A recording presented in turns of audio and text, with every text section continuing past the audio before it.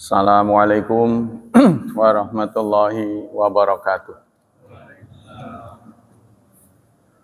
Innal hamdalillah nahmaduhu wa nasta'inuhu wa nastaghfiruh wa na'udzu billahi min syururi anfusina wa min sayyiati a'malina. May yahdihillahu fala mudhillalah wa may yudlil fala hadiyalah. Asyhadu an la ilaha illallah wa asyhadu anna Muhammadan abduhu wa rasuluh la nabiyya ba'dah. Allahumma salli wa sallim ala nabiyyina Muhammad sallallahu alaihi wasallam wa ala alihi wa sahbihi wa man sara ala nahjihi ila yaumiddin, amma ba'd.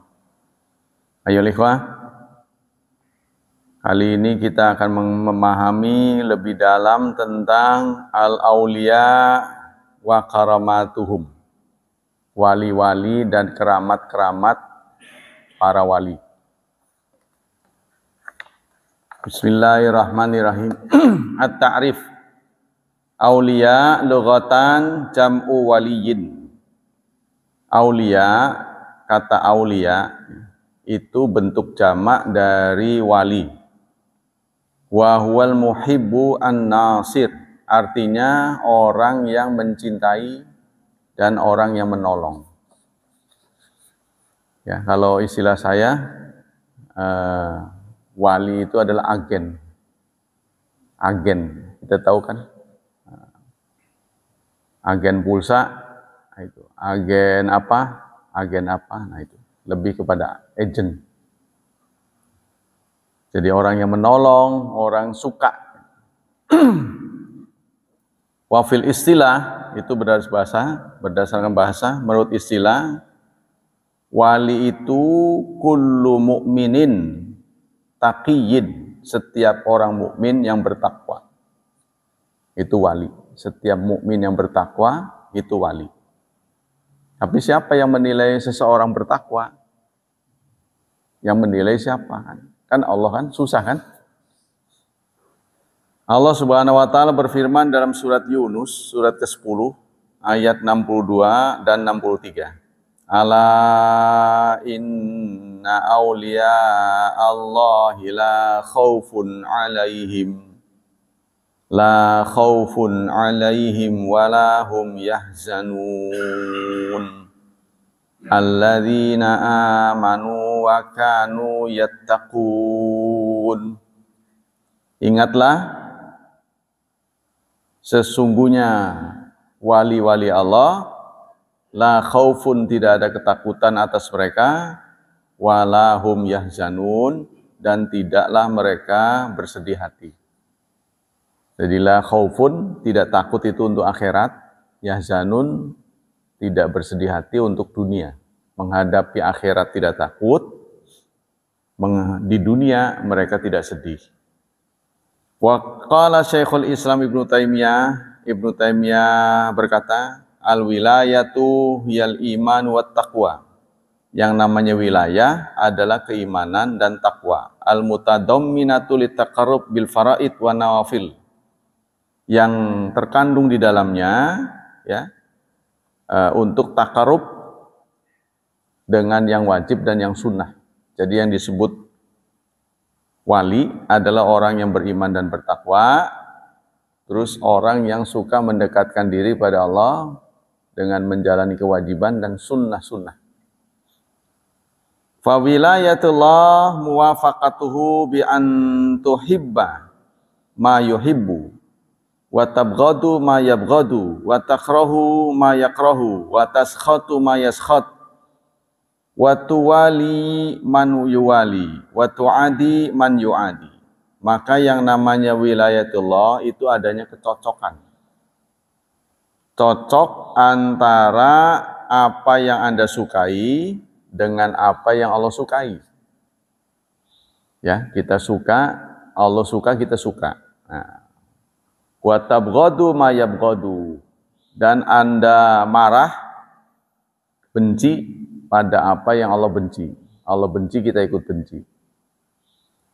Wa takrahu ma yakrahu, Allah tidak suka, Anda tidak suka terhadap apa yang Allah tidak suka. Wa taskhatu ma yaskhat, Anda marah terhadap apa yang Allah marah. Wa tuwali, dan Anda mengasihi orang yang Allah kasihi.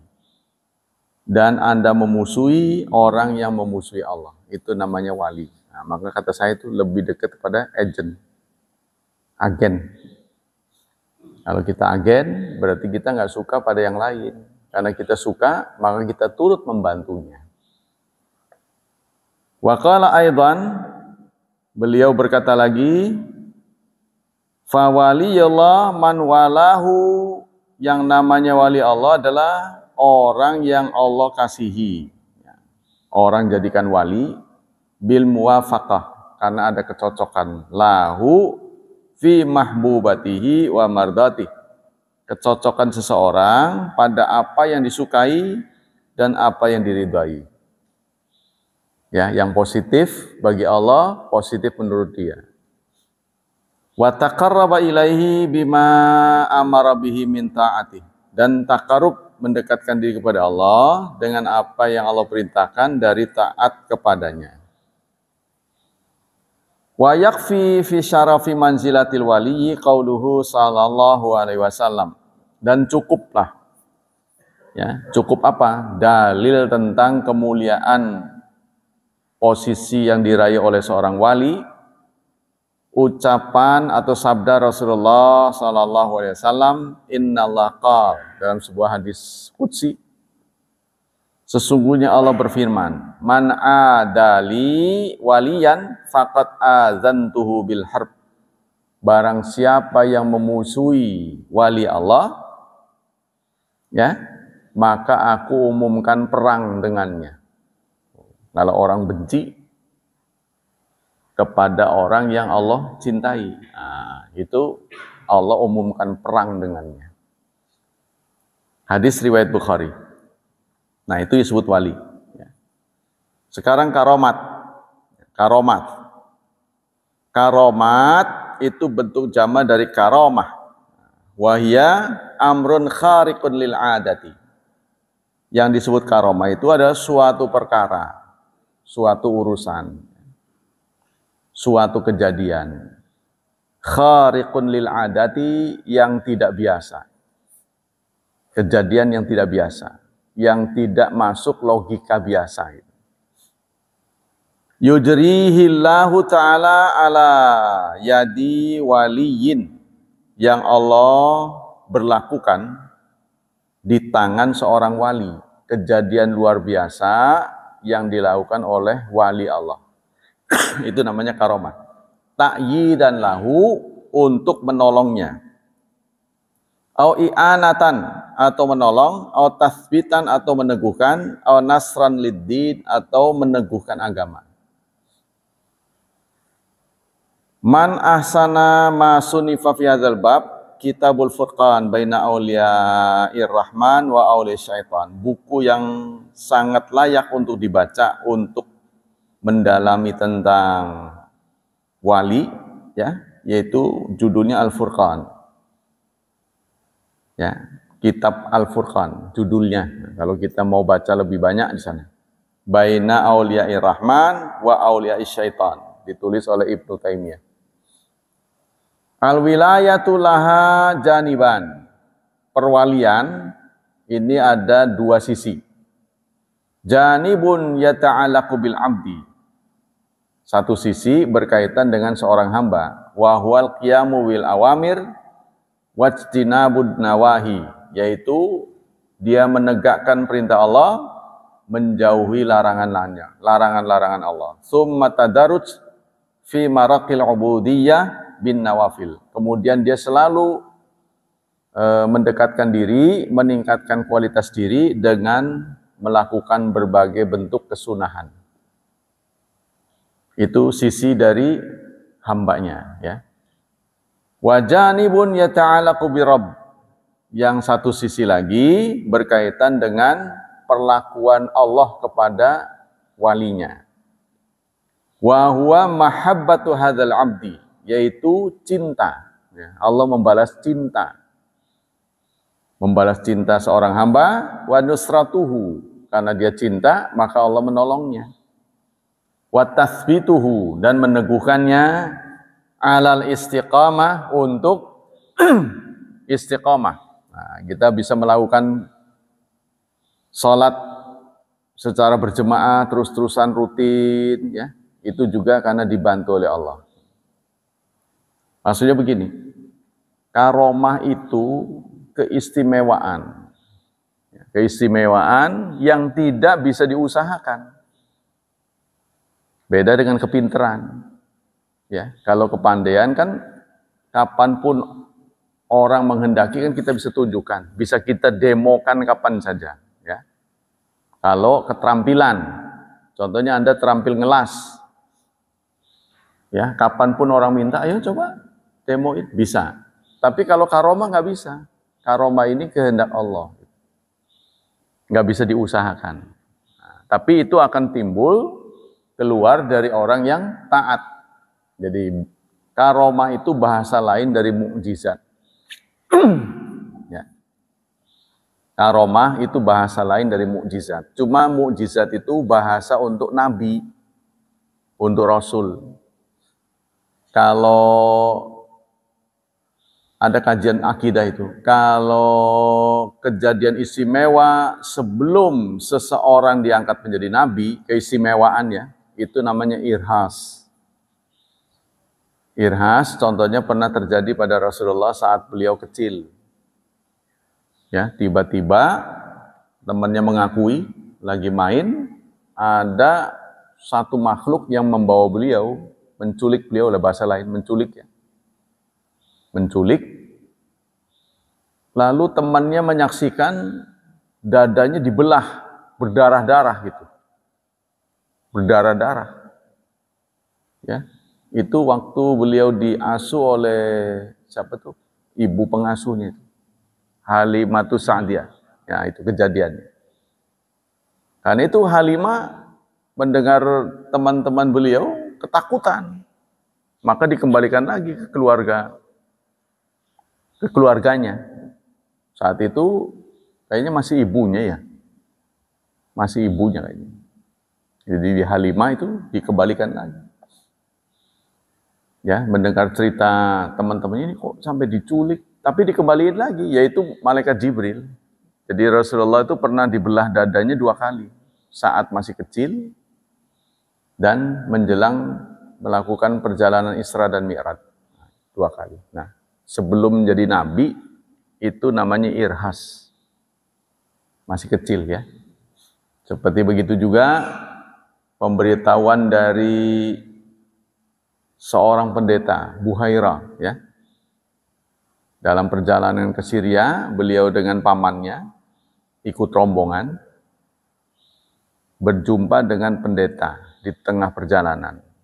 Nah, pendeta itu menghentikan kafilah yang di dalamnya ada Rasulullah.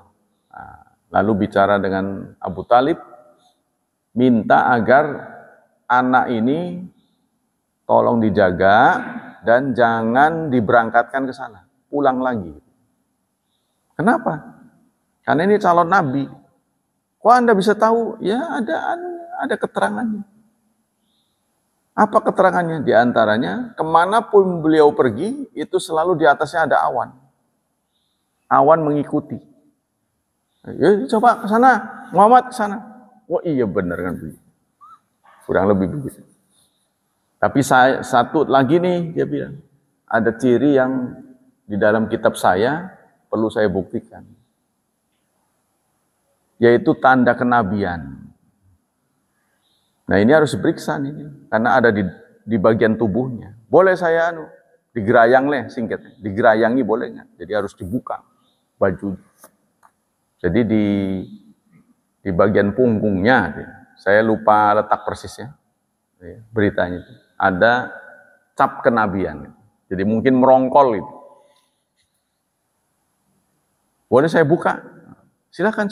Nah, begitu dibuka, ya benar. Wah, cocok benar. Ini nabi ini. Itu ya, kata Warakah. Warakah apa? Buhairah, ya. Buhairah. Cepat bawa pulang, sebab kalau sampai ketahuan tanda-tanda ini ada pada dirinya oleh orang Yahudi, pasti dibunuh. Nah itulah ya Rasulullah pengalamannya dengan masa kecilnya. Itu namanya irhas. Begitu juga yang terjadi pada Maryam. Maryam kan perempuan. Maryam bukan nabi. Ya. Yang namanya perempuan kan, nabi kan laki-laki. Salah satu bahasa kasarnya dalam dunia persilatan namanya kesaktian, kesakten. Karomah ini kesakten.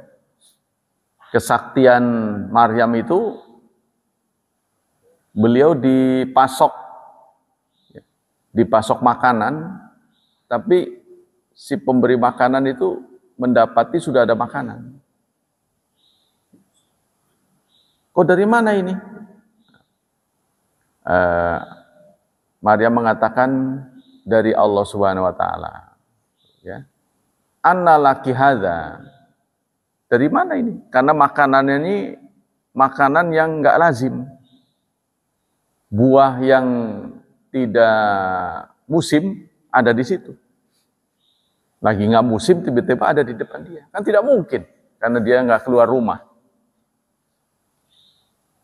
Yang dari sekian dari katakanlah karomahnya Maryam saat beliau hendak melahirkan, Allah Subhanahu wa taala menyuruh wa huzi ilaika bijiz'in nakhlah tusaqit alaika rutoban janiya. Surat 19 ya. Surat 19 kalau nggak salah. Bisa dilihat ini. Bentar ya. Rasanya itu. Surat 19. Rutoban janiya. Rutoban. Surat 19 benar. Ayat 25. Wahuzi ilaiki. Goyanglah pangkal pohon korma, bijith inakhlah, tu sakit alaika. Niscaya pohon itu akan menggugurkan buah kurma yang masak kepadamu. Buah kurma yang matang. Nah itu ada seorang ustadz yang ke sana mendekati pohon kurma, ya, dan coba menggoyangnya. 100 orang nggak goyang. 100 orang. Ya kan kayak pohon kelapa ya. Batangnya lebih besar malah kan. 100 orang nggak goyang. Bagaimana mungkin seorang wanita yang mau melahirkan kan lagi lemah-lemahnya itu. Suruh menggoyang itu. Nah inilah bentuk yang dikenal dengan tadi itu. Bahasan kita hari. Karomah.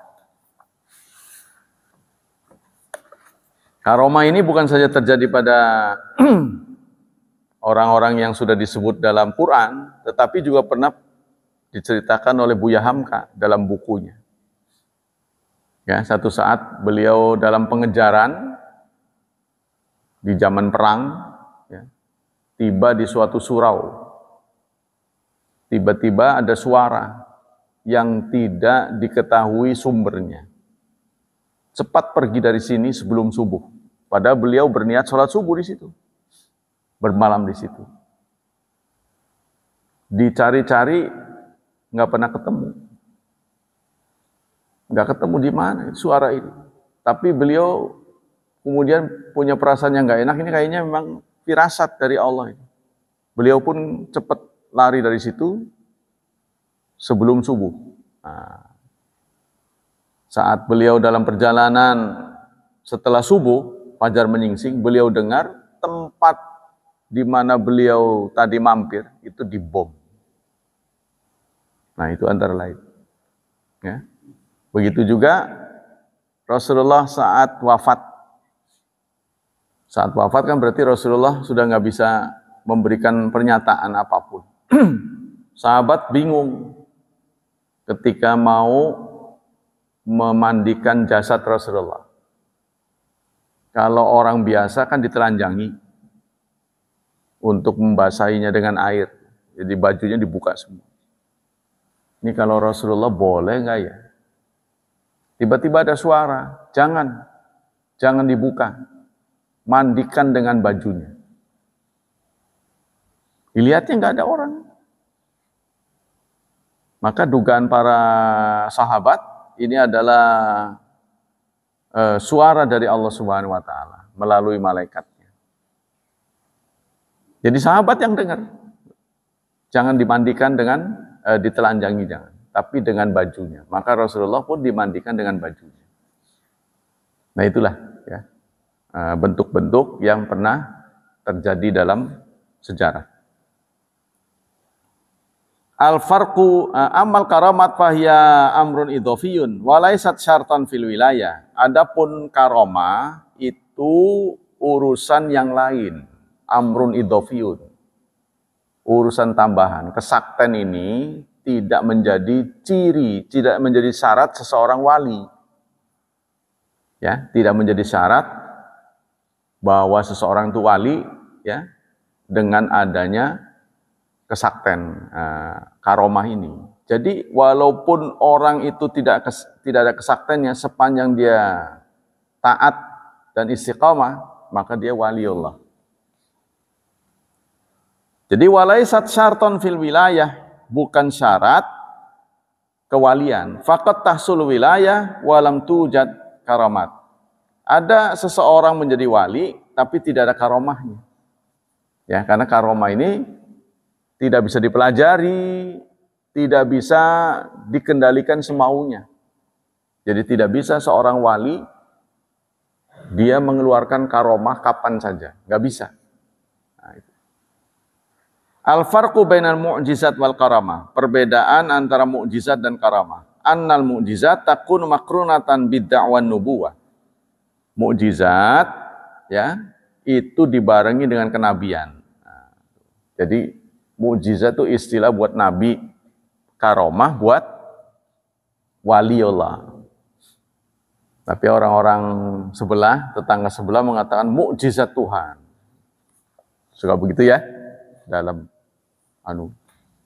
seremonial. Mukjizat Tuhan telah ada.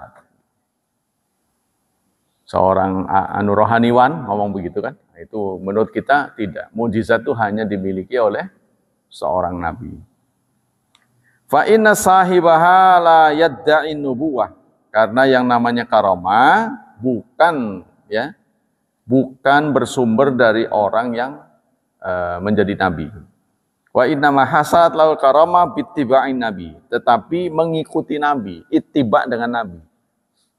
Ya, jadi mukjizat itu adalah nabinya, sementara karomah itu mengikuti nabi, meneladani nabi. Wal istiqamah ala syar'i, serta istiqamah terhadap syariatnya. Fal mujizatu lin nabi wal karamah li wali. Dengan demikian mujizat untuk nabi, karomah buat wali. Wajimauha al amrul khaliq. Titik persamaannya adalah masalah-masalah yang di luar, di atas ekspektasi logika. Jadi kalau menurut kita, wah kayaknya nggak mungkin bisa begitu. Nah itu berarti karomah.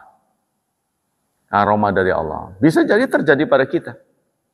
Ya, menurut logika kita, nggak mungkin saya bisa begitu. Tapi ternyata Allah kabulkan. Mau diulang lagi nggak bisa. Itu namanya karomah. Kalau Anda pernah mengalami itu namanya karomah. Nggak bisa diulang. Nanti satu saat nggak diulang bisa ada lagi. Jadi yang punya kemauan bukan kita, tapi Allah. Kalau kepandaian kan keterampilan bisa diulang. Ya, kita bisa ngelas. Dibuktikan sekarang, ya bisa. Kapan saja kita mau bisa. Itu bedanya. Tapi kalau karomah nggak bisa. Pertolongan Allah ini sekehendak Allah. Fa in hasala amrun khariqun, maka jika ada urusan khariq yang di luar kemampuan logika, bi ghairi tibai syar'i, tapi orang itu tidak mengikuti syariat, kana minasyaiton, itu termasuk dari setan. Kalau orang yang nggak taat pada Allah, tapi bisa mengeluarkan kesakten, berarti itu dari setan. Walaisa minal karamat kama yatawahhamahumul amah, bukan karomat seperti yang banyak diduga orang awam. Al-farqu baina auliya ar-Rahman wa auliya syaitan. Perbedaan antara wali Allah dan wali setan. Jadi wali juga ada dua, wali Allah dan wali setan. Agennya setan ada. Ya, agennya Allah ada. Agennya Allah yaitu wali Allah. Agennya setan dia memprovokasi kejahatan dan sebagainya. Provokator. Allah berfirman dalam surat Al-Baqarah ayat 257. Allahu waliyul ladzina amanu. Allah adalah wali orang yang beriman. Yukhrijuhum minaz zulumati ilan nur. Mengeluarkan mereka dari berbagai kegelapan ke arah terang benderang. Walladzina kafaru, sementara orang-orang kafir, auliya'uhumut taghut, wali-wali mereka adalah taghut.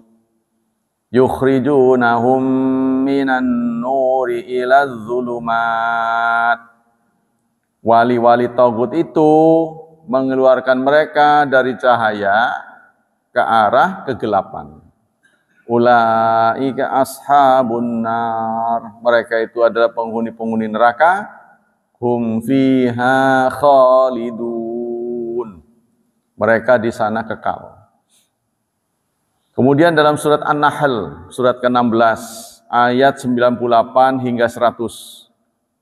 Fa idza qara'tal Qur'ana fasta'iz billahi minasyaitonir rajim. Dan jika kamu hendak membaca Quran, berlindunglah kepada Allah dari setan yang dilaknat. Innahu laisa lahu sultanun 'alal ladzina amanu wa 'ala rabbihim yatawakkalun. Sesungguhnya setan, tidak ada bagi setan kemampuan ya terhadap orang yang beriman dan orang yang bertawakal kepada Tuhannya. Setan tidak akan mampu mengendalikan orang yang beriman. Innama sultanuhu 'alal ladzina yatawallawnahu walladzina hum bihi musyrikun. Sesungguhnya kemampuan setan, ya, kekuatan setan itu bagi orang yang menjadikannya wali. Agen-agen setan. Nah, itu baru bisa digoda, diprovokasi oleh setan. Dan orang-orang yang bihi kepada Allah musyrikun, menserikatkan. Fa idza kana auliya Allahum ahlul iman wa ta'atilahu wal mujtanibuna lil maksiat fa inna auliya syaitan hum atba'uhu al asun lillahi al mukhalifuna li kitabihi wa sunnati nabi. Kalau yang disebut ya wali-wali Allah itu adalah orang yang beriman dan taat, yang menjauhi maksiat, maka wali setan sebaliknya. Orang yang maksiat ya dan mengingkari kitab Allah dan sunnatul Rasul. Nah, itu namanya wali-wali setan. Al-maghruruna bi tazyini syaitan wa wa'dihi lahum. Yang tertipu, terpedaya oleh setan dan janji setan. Qala Ibnu Taimiyah wa idza urifa anan nas fihim awliya'ur rahman wa awliya'us syaitan fayajibu ayyafarraq baina haula wa haula kama faraqallahu wa rasuluhu bainahuma. Jika ya pada manusia kita tahu ada wali Allah dan wali setan, maka kita bersikap dekati wali Allah, jauhi wali setan. Sikap kita ya.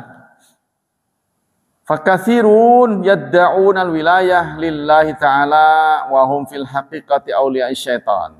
Tapi banyak orang yang mengklaim dirinya wali Allah, tetapi sungguh-sungguhnya dia wali setan. Muttabi'una lahu, selalu mengikutinya. Fada'wahum bilisan mukhalifun li haqiqati halihim. Maka dakwah mereka begitu, ya, pengakuan mereka begitu tidak cocok dengan yang sebenarnya. Wa ahamuhum ma'alimul tamyiz bainat fariqaini hiya. Nah, sekarang apa respon kita menghadapi kenyataan ini? Ada wali Allah, ada wali setan. Sikap kita bagaimana? Fal imanu syartun fi wilayatillah. Kita harus tahu betul ya, siapa wali Allah. Nah, wali Allah itu pertama harus beriman, syaratnya. Ya, sebab syarat ini dikemukakan oleh Allah sendiri. Fal imanu syartun fi wilayatillah binassil Quran. Maka iman merupakan syarat dalam kewalian seseorang kepada Allah Subhanahu wa taala berdasarkan nas Quran. Wa yadkhulu fil imanu bi arkadi sittah. Termasuk dalam keimanan ini adalah 6 rukunnya. Rukun iman kan ada 6. Nah, semuanya itu diimani oleh seseorang. Ya. Itu syarat kewalian. Faqad kana musyrikul Arab yadda'un. Orang-orang Arab mengklaim annahum ahlullah, bahwa mereka itu ahlinya Allah. Orang-orang Arab pun mengklaim sebagai orang yang dekat dengan Allah. Kenapa? Karena mereka dekat dengan Mekah. Mekah itu kan Baitullah. Mereka ngurus rumah Allah. Nah, mereka mendakwa, mereka mengklaim mereka dekat dengan Allah. Wa mujawaratumul baita, dan bertetangga dengan Baitullah. Fabayyana subhanahu wa ta'ala annal musyrikin laisu auliya. Maka Allah jelaskan orang-orang musyrik bukan wali-wali Allah. Wala auliya abaitihi, dan bukan wali-wali rumah Allah. Innama awliya'uhul muttaqun. Sesungguhnya wali-wali Allah itu adalah orang yang bertakwa. Ini surat 8 ayat 34. Wa ma lahum alla yu'adzibahumullahu wa hum yasudduna 'anil masjidil harami wa ma kanu awliya'ah. Wa ma lahum, tidak ada untuk mereka Allah menyiksa mereka. Tidak mungkin Allah akan menyiksa mereka. Wahum yasudduna 'anil masjidil haram. Ya. Bagaimana Allah tidak menyiksa mereka, gitu ya? Wa ma lahum alla yu'adzibahumullah. Bagaimana Allah tidak menyiksa mereka? Lawong mereka aja ya menghentikan orang-orang yang ke Masjidil Haram. Tuh, ya. Wa makanu auliya'ahu, dan mereka bukan wali-wali Allah. Inna awliya'uhu illal muttaqun. Tidak ada wali-wali Allah kecuali orang yang bertakwa. Singkatnya, kalau kita ngelihat orang tidak bertakwa, itu wali setan. Walau balagha rajul fi zuhdi wal ibadah wal ilmi ma balagha walam yu'min bi jami'i ma ja'a bihi Muhammadun sallallahu alaihi wasallam falaisa bimu'min wala waliyin lillahi ta'ala. Betapapun seseorang itu ilmunya sudah numpuk, ya, zuhudnya sudah maksimal, ibadahnya bagus, ilmunya tinggi, tetapi tidak beriman kepada syariat Allah, maka dia bukan waliullah. Kal ahbar, contohnya adalah para ilmuwan, waruhban, para rahib, kan ilmunya sangat tinggi, ya. Min ulama il Yahudi wan Nasara, dari ulama-ulama Yahudi dan Nasara, wa ubadihim, dan ahli ibadahnya. Jadi di kalangan mereka juga ada yang ibadahnya bagus, tapi semua itu tidak memenuhi syarat untuk menjadi waliullah. Wa kadzalikal muntasibu ilal ilmi wal ibadah min hukamal Hindi wa Turki. Begitu juga orang yang menisbatkan diri ilmu dan ibadahnya dari ahli-ahli yang bijak. Ya. Seperti siapa tuh? Orang yang menyantuni orang miskin. Bunda siapa tuh? Yang dari India tuh. Ya, Teresa ya. Ya, Bunda Teresa. Terus ada lagi yang laki-laki tuh. Siapa ya? Saya lupa. Baba siapa? Yang itu orang ngantri terus digini-gini. Rambutnya kriwil-kriwil. Siapa yang namanya? Baba siapa ya? Saya lupa lah. Itu terkenal sekali. Ya. Nah, ya itu. Itu kita harus mengerti, orang Islam tidak boleh berpaham seperti itu. Seperti dikutip juga di medsos, ada di satu tempat yang begitu hormatnya kepada orang tua, maka ketika jasad orang tuanya yang sudah meninggal lama digalinya, digali, dibersihin, ya, tinggal kerangkanya aja, tinggal dibersihin, dikasih baju baru, dipakein baju baru. Nah, lalu para anunya itu yang mengutip ngomong, inilah orang yang sangat berbakti kepada orang tua. Nah, kita jangan ikut-ikutan. Kita itu jangan menggunakan cara yang tidak dicontohkan oleh Rasulullah. Orang sudah mati, udah jangan diapa-apain, jangan diganggu kuburannya. Yang kita bisa lakukan adalah seperti yang disabdakan Rasulullah, "Idza mata ibnu Adam inqata amalu." Apabila seseorang yang sudah wafat, apabila orang itu sudah wafat, maka terputus amalnya, kecuali 3 yang Anda lakukan. Pesan ini kan supaya buat kita kan. Jadi Rasulullah bersabda itu bukan buat yang mati mudah selesai, buat kita. Pertama, sadaqatun jariyatun, sedekah jariah. Periksa ada sedekah jariahnya enggak. Pastikan itu tetap berjalan baik-baik. Kan pesan Rasulullah bukan buat yang mati kan, buat kita yang hidup. Pastikan almarhum atau almarhumah punya sedekah jariah enggak. Pastikan sedekahnya tetap mengalir. Itu jangan tersumbat. Contohnya dia pernah wakaf masjid, ya, wakaf kapling apa, wakaf kan nggak selalu masjid kan, pokoknya yang berguna untuk kebanyakan orang. Kita pastikan supaya tetap mengalir. Kalau tersumbat kita alirkan. Contohnya masjid nggak keurus, kita ikut ngurus. Nah, yang kedua, ilmin yuntafa'bi, ilmu yang bermanfaat. Apa ilmu bermanfaat yang pernah disampaikan waktu hidup? Apa bentuk rekaman? Bentuk tulisan? Kita sebagai ahli waris pastikan itu tetap berjalan, ya. Kalau bisa jangan dipungut royaltinya. Buya Hamka kan sudah meninggal puluhan tahun, tapi bukunya ratusan bahkan ribuan, kecil dan besarnya. Nah, yang monumental adalah Tafsir Al-Azhar. Pastikan tetap berjalan. Walaupun ahli warisnya nggak dapat apa-apa, ya nggak apa-apa. Itu melancarkan. Ya, lebih bagus sih. Supaya bisa dimiliki oleh orang dengan murah. Yang ketiga, waladin salihin yad'ulahu, anak saleh yang mendoakan. Karena ini pesannya anak saleh, jangan disuruh orang lain. Jangan nyuruh orang lain. Kalau kita mau ngasih nasi kotak, kita yang ngasih. Jangan orang dipanggil suruh berdoa. Dikhawatirkan mereka datang untuk nasi gitu. Jadi kalau mereka datang demi nasi, maka upahnya sudah selesai sampai di situ. Tapi kalau kita beri, nah, itu kan, nah, dia tahu kita bisa niatkan itu untuk almarhum, boleh. Gitu. Kita kasih aja udah, nggak usah ada seremonial apa-apa. Tapi kan orang pengennya, wow begini kan, ngacungin jempol. Nah itulah yang mengganggu kita.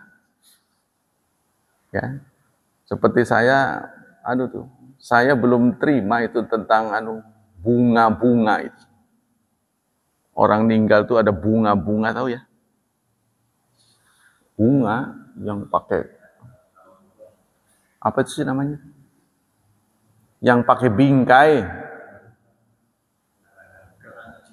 Iya, karangan bunga, betul. Karangan bunga. Saya belum menerima itu. Gak tahu status hukumnya apa, zaman Rasulullah nggak ada. Tapi menurut saya lebih baik pakai uang tunai. Untuk apa kita membuat begitu? Kecuali pamer gitu. Saya nggak melihat ada niat dari sisi kebaikan. Kecuali pamer. Nah, lebih baik kita kasih aja uang tunai. Bisa dipakai apa buat itu. Ya, 2 hari ada 1 kilo itu kalau pejabat jangan. Itu satunya itu. Tapi kalau tukang bunga Anda kalau dengar begini marah. Bisa 500.000 itu bikinnya. Dan kalau udah selesai, udah dibuang aja. Maksudnya nggak bisa dipakai buat apa gitu. Kalau kita istilahnya ada cendera mata ya, di perkawinan itu kan masih bisa dipakai. Ada gunting kuku, ada sumpit lah, bisa dipakai itu. Tapi kalau karangan bunga itu hanya sebatas pajang doang, udah selesai itu. Jadi maksud saya nggak sesuai dengan harganya. Gitu. Kalau harganya cuma 50.000 sih, 500.000 bikin. Sayang kan itu. Kalau dikali aja udah berapa? Angguran buat masjid, buat apa yang bermanfaat. Jadi tidak sebanding dengan manfaatnya menurut saya. Tapi orang yang punya usaha begitu marah ya. Oh ya itu usaha saya. Untungnya di situ. Mau kapan lagi? Tapi untung di atas orang berduka ya. Atau orang yang gembira. Nggak usah begitu-begitu. Kita kasih aja. Daripada Anda bikin karangan bunga, kasih tuh undangannya segitu. Tapi kalau dimasukin amplop berat herannya. Buat gituan mau. Nah, itu ya. Jadi itu kan lebih kepada pamer. Wah, pemberinya ada namanya di situ ditulis. Ya. Qala Ibnu Taimiyah, fala Buddha. Jadi di sini dijelaskan, walaupun Anda lihat orang itu sakti, kalau tidak beriman, pastikan dia adalah wali setan. Katanya gitu ya. Karena ini akidah ini. Saya sudah sampaikan akidah itu hitam putih, kejam. Ya. Kalau nggak tauhid, berarti musyrik. Nggak ada tengah-tengah, nggak ada. Qala Ibnu Taimiyah, fala budda fil iman min an tu'mina anna Muhammadan sallallahu alaihi wasallam khataman nabiyyin la nabiyya ba'da. Ibnu Taimiyah berkata, fala budda, tidak boleh tidak dalam keimanan, bagian dari keimanan Anda beriman bahwa Nabi Muhammad itu adalah nabi terakhir. Kalau sekarang ada orang sakti, keterampilannya banyak, lalu kita sampai anggap sebagai nabi ke-26, ya, berarti kita itu nggak benar. Sebab Allah sudah nyatakan Nabi itu adalah Nabi Muhammad, Nabi terakhir. Wa anna Allah arsalahu ila jami'i tsaqalain. Dan Allah mengutus Nabi kita itu ke semua makhluk, jin dan manusia.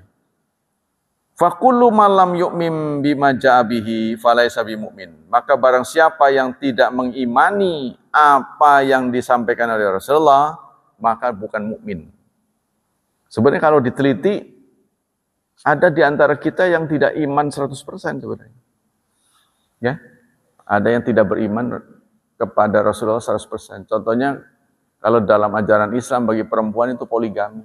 Wah, kederem-derem. Ya, boleh pakai cadar, tapi giliran poligami, no. Nolak. Ya, walaupun dia nggak dipoligami, tapi konsepnya aja dia tolak. Jadi begini maksudnya, walaupun dia nggak dipoligami, kalau ada orang poligami, benci itu. Ya, itu berarti dia menolak konsep. Kan namanya orang poligami atau tidak kan masalah takdir. Ya, tidak semua orang yang berpoligami bisa berpoligami, nggak bisa. Kalau nggak ada takdir. Tapi paling tidak dia konsep poligami itu benci. Nah, kalau kita sudah benci, dianggap menolak poligami, walaupun kita tidak berpoligami. Sama dengan orang yang haji lah, tergantung niatnya kan. Tidak semua orang yang tidak berangkat haji menolak haji, kan gitu. Karena persoalan takdir kan. Kalau belum ditakdirkan berangkat mah, walaupun sudah siap-siap, tetap aja nggak berangkat. Kan begitu? Kalau sudah ditakdirkan berangkat, bisa berangkat. Cepat, itu kan. Tapi yang sudah siap-siap tetap aja nggak berangkat. Di-cancel lah, gara-gara ini, gara-gara ini. Banyak anunya, banyak halangannya. Fakullu man akhala bi ruknin min arkanil iman la yakunu min auliya Allah. Maka setiap orang yang imannya tidak lengkap, berarti dia tidak beriman. Contohnya Rasul-Rasul yang kita harus imani, itu yang ada listnya, namanya tercantum dalam Quran 25. Kalau kita beriman hanya 24 saja, kurang satu, dianggap tidak semua. Dan itu membatalkan, karena iman itu harus semua atau tidak sama sekali. Semua atau tidak sama sekali. Itu menurut akidah. Jadi akidah kita kepada Allah Subhanahu wa taala itu pokoknya yang sempurna dan yang paling bagus itu milik Allah. Nggak boleh kita titipkan pada seseorang. Tidak boleh. Apa nilai yang paling bagus? Nilai Allah. Pokoknya yang bagus-bagus itu harus ditempatkan kepada Allah. Yang jelek-jelek dari setan. La yakunu min awliya'illah bal huwa min awliya'i syaitan. Tetapi wali-wali setan bila syakin, tanpa diragukan. Jadi kalau kita melihat ada orang banyak kemampuannya tapi dia tidak taat pada Allah, pastikan dia adalah wali setan. Nah, jangan diikuti. Cepat atau lambat kita akan terwarnai, akan terpengaruh. Jadi satu syarat seseorang menjadi wali adalah iman. Yang kedua takwa. Wahiyya syartun fi wilayatillah binasil Quran. Takwa adalah syarat kedua ya kewalian Allah Subhanahu wa taala berdasarkan nas Quran.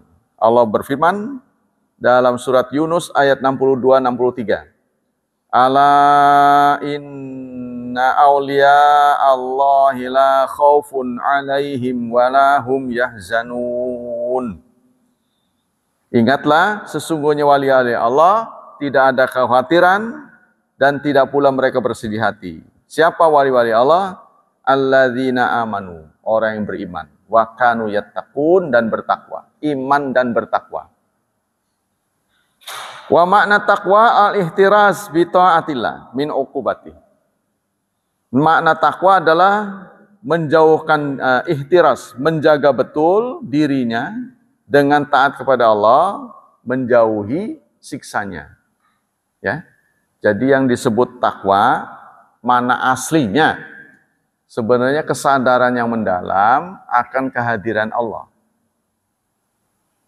Kalau orang itu sudah sadar bahwa Allah hadir di tengah-tengah hidup kita, maka dia punya reaksi. Reaksinya apa? Mentaati perintahnya, menjauhi larangannya. Seperti yang saya pernah sampaikan. Kalau Anda menganggap wali kota itu sebagai orang yang berkarisma, pasti begitu dia masuk ruangan ini, paling tidak duduk kita itu sudah berubah, agak dirapihin. Ya, kancing-kancing yang terbuka semua dirapihin lah gitu. Nah itu berarti Anda sadar seseorang telah hadir di tengah-tengah kita. Pangkatnya makin tinggi, makin karismatik menurut kita, semakin rapih kita menghadapi. Nah apalagi Allah. Ya, sehingga Allah menyuruh kita berikan terbaik untuk Allah. Khudzu zinatakum inda kulli masjid. Kalau kita hendak menghadap Allah, kalau bisa gunakan pakaian khusus. Jangan pakaian pasar. Kalau bisa. Tapi kalau kita sholatnya di pasar ya, daripada nggak sholat ya angguran pakai yang ada. Kalau bisa. Kan? Kalau bakalnya kagok, kalau ditunda-tunda nunggu pakaian bagus, nanti malah nggak sholat, ya sudah. Gunakan yang biasa. Ya. Tapi kalau bisa kita tukar dengan yang bagus, berikan yang terbaik untuk Allah. Begitu juga airnya, jangan air bau yang dipakai untuk berwudu. Kalau bisa air rumah, supaya rumah kita berkah. Tapi kalau sudah di masjid, wudunya batal, ya nggak usah ke rumah lagi, ya di masjid aja. Gitu ya, jadi harus fleksibel. Wa makna takwa, kalau menurut di sini makna takwa adalah ihtirazu bi ta'atillah an uqubati, menjaga ya, agar terhindar dari sanksi Allah, dari hukuman Allah dengan cara taat kepadanya. Tapi asli dari takwa itu sendiri adalah kesadaran yang mendalam akan hadirnya Allah. Tuh, kalau kita sadar pencipta langit dan bumi hadir di depan kita, kata orang sini, orang kukup melakukan kenakalan. Ya. Kalau anak menganggap kita karisma pada jiwanya, maka dia akan taat pada kita. Tapi kalau kita diremehkan, ya sudah nggak dianggap. Amma wasiyanatu nafsi amma tastahiqu bihil uqubat min fi'lin aw tarkin. Dan menjaga diri menjauhi hal-hal yang bisa mendatangkan siksa. Ya, baik dengan melakukan atau meninggalkan. Berarti kalau taat melakukan, kalau maksiat ditinggalin. Wa min ma'aniha al-muhafadzah ala adabi syariah. Dan di antara makna takwa, menjaga betul agar syariat yang kita jalankan betul-betul diterima oleh Allah. Sepersis mungkin. Nah, tapi walaupun kita udah persis, namanya ilmu, ya, bisa ada kesenjangan dengan praktek. Teorinya begini, prakteknya boleh jadi jauh. Apalagi nggak pakai teori. Sudah pakai teori aja, belum tentu ngepas. Wa mujanabatu kullu ma yub'idul mar'a anillah, dan menjauhi segala hal yang menyebabkan seseorang jauh dari Allah. Wal mu'minul taqiyyu laisa ma'suman lakinnau awwab. Seorang mukmin yang bertakwa itu tidak maksum. Maksum itu apa? Tergaransi, ya, terjamin tidak akan bisa melakukan dosa. Nah, orang yang bertakwa itu tidak begitu. Ya, tetapi innahu lakinau awab, tetapi dia awab. Awab itu artinya salah balik lagi, salah benerin lagi, salah benerin lagi, begitu. Ya, kita merasa salah, kita istighfar, terus dievaluasi, jangan terulang. Ya, sebab terampil dalam melakukan sesuatu itu bisa dikuasai seorang kalau dia sering. Bagaimana supaya kita sholat kita sepersis mungkin? Harus sering. Pertama salahnya banyak, yang kedua berkurang, ketiga berkurang lagi, terus begitu. Kalau jarang sholat, pasti salatnya salah. Menjaga bagaimana kita bisa khusyuk, ya, harus terampil. Fa ashabul fiski wal fujur wal uquf ala maksiyah wal mukhalafati syar'iyyah min bid'ain wa nahwi la yakunu auliya Allah. Maka orang yang fasik, penjahat, dan orang yang sering berbuat maksiat dan melanggar syariat, tidak mungkin dia menjadi wali Allah. Ya. Balhum fi haqiqatihim awliya'i syaitan. Tetapi hakikatnya mereka itu adalah wali-wali setan. Ya. Dalam surat 16 ayat 63 Allah berfirman, "Tallah laqad arsalna ila umamin min qablika." Demi Allah, sungguh-sungguh kami telah mengutus kepada umat-umat sebelummu Nabi Muhammad. Fazayyana lahumus syaitanu a'malahum. Maka setan menghiasi amal mereka. Ya. Fahuwa waliyuhumul yauma. Maka setan menjadi wali mereka. Jadi setan itu selalu menggoda manusia. Sehingga nilainya itu jadi enggak full, enggak lengkap, selalu ada cacatnya. Setan itu selalu mencari celah. Nah itu, kita harus hati-hati, ya. Karena soalnya kita susah. Kita diminta untuk memusuhi setan, tapi kita dengan setan tidak sebanding. Dia bisa ngelihat kita nggak bisa lihat dia. Ya, katakanlah kalau ada pertarungan, orang yang pintar silat, tapi buta, ditutup matanya, ya, bertanding dengan orang yang nggak bisa silat tapi melek, yang menang pasti yang melek lah. Bisa saja dia pakai senjata si nggak tahu kan? Nah, contohnya itu. Walahum adzabun alim, dan bagi mereka siksa yang pedih. Nah itu jadi syarat pertama untuk menjadi wali Allah, iman. Yang kedua takwa, yang ketiga ittiba. Ittiba ini mencontoh Nabi, meneladani Nabi. Ail iktida bin Nabi sallallahu alaihi wasallam waqtifa'u sunnatihi.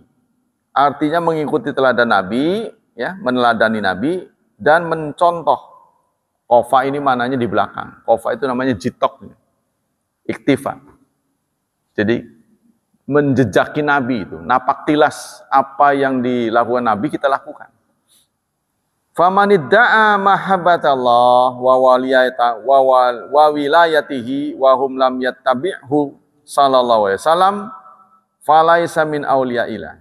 Maka barang siapa yang mengklaim cinta kepada Allah dan menjadi walinya, tapi dia tidak mengikuti Nabi, ya, tidak meneladani Nabi, maka bukan wali Allah.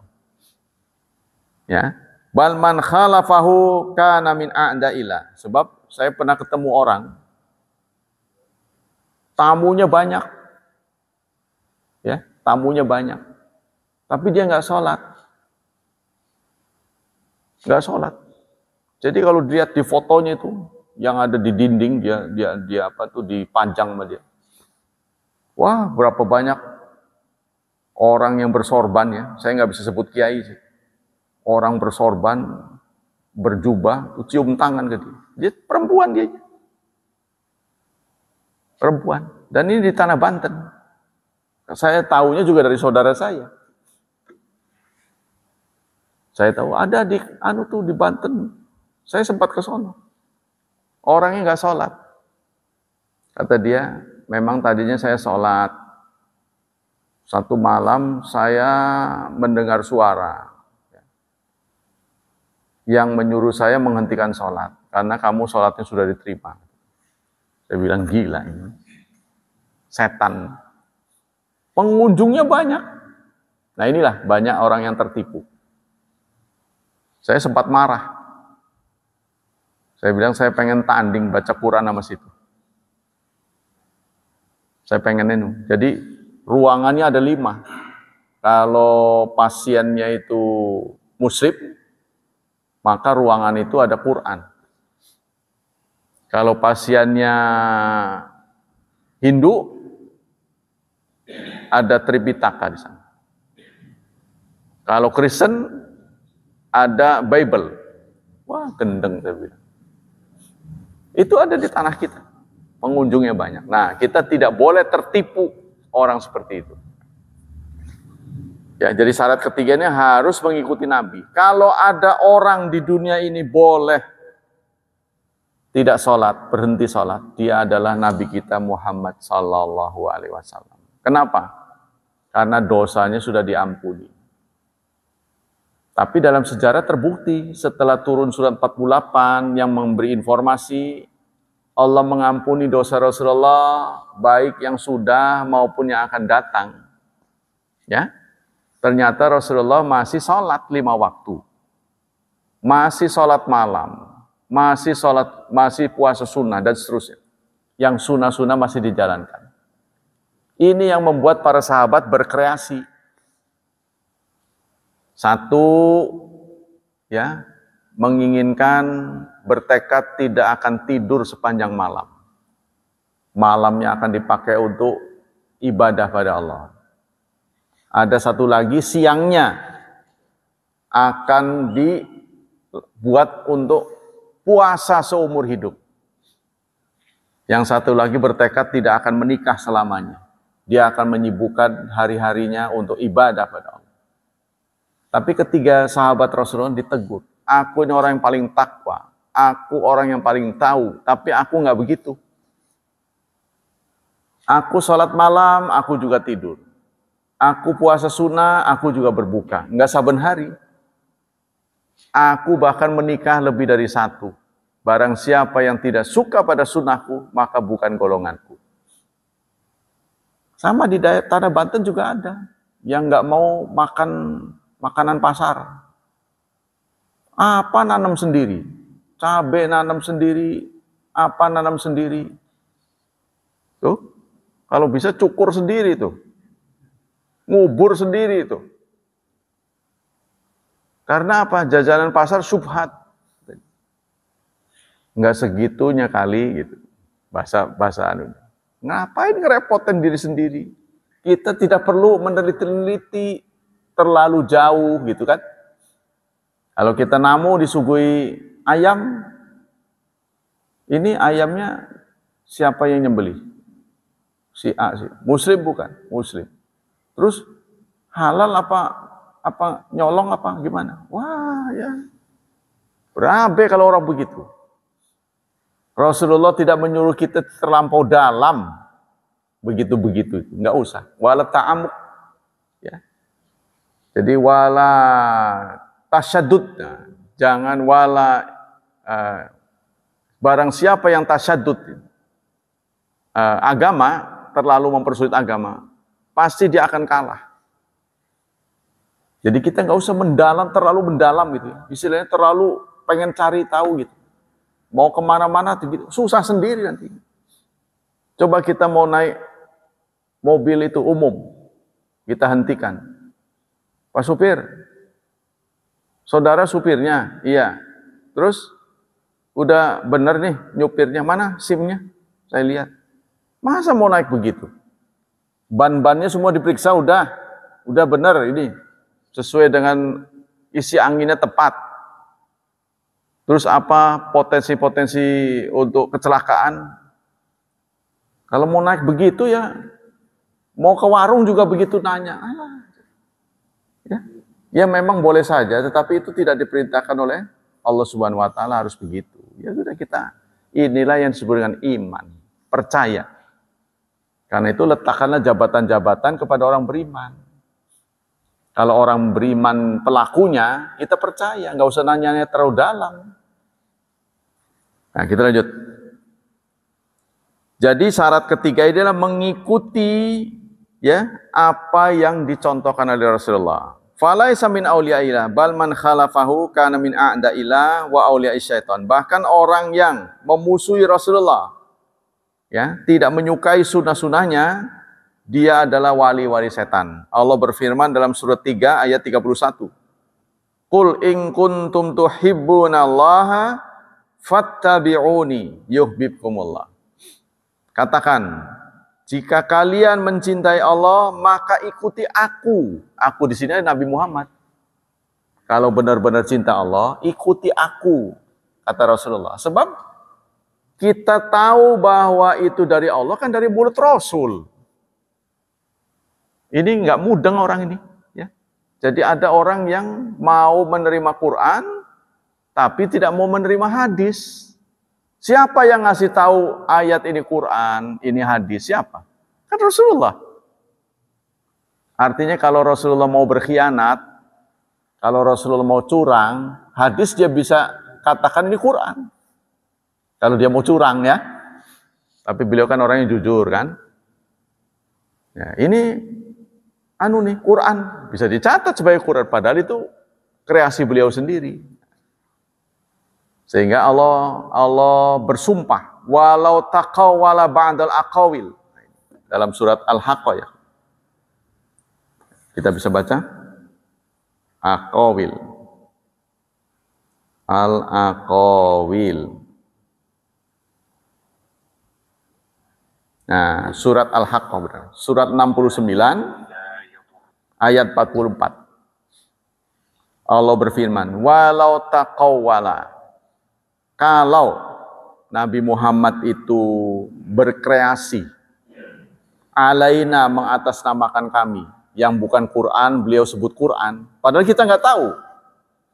Kalau saya ngomong, Pak Syafi'i tahu, wah bukan itu, bohong. Tapi kalau Rasulullah, siapa yang tahu bahwa ini Quran apa nggak Quran? Wong Quran juga dari beliau, hadis juga dari beliau, ya kan?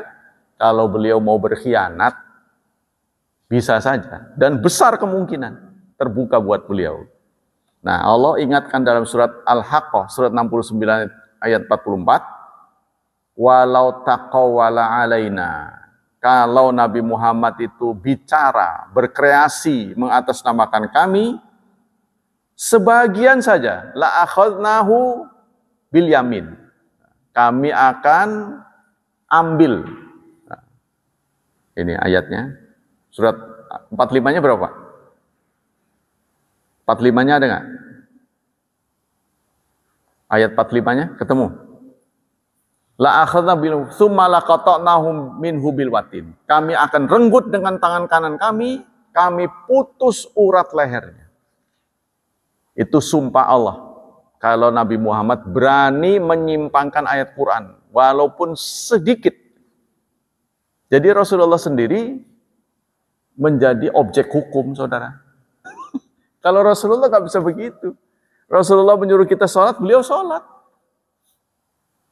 Bahkan kadang-kadang ada perintah Allah yang pernah beliau tunda, yaitu suruh menikahi bekas anak angkatnya.